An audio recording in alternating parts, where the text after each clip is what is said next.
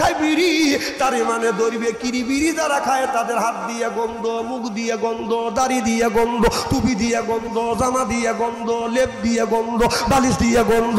আমার হয় সন্দ ওর বউ থাকে কেমনে রে আল্লাহ রে, যখন ঠিক কিনে।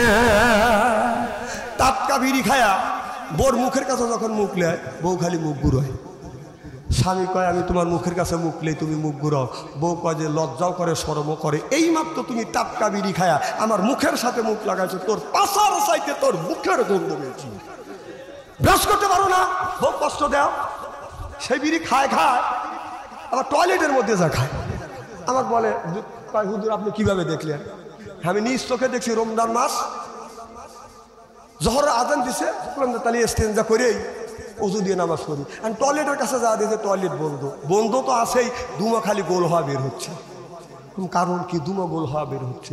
আমি একটু নক করলাম, এখন ভিতর থেকে সিঙ্গেল দিচ্ছে। তাহলে বোঝা গেল মাল ওখান থেকে উৎপত্তি হচ্ছে।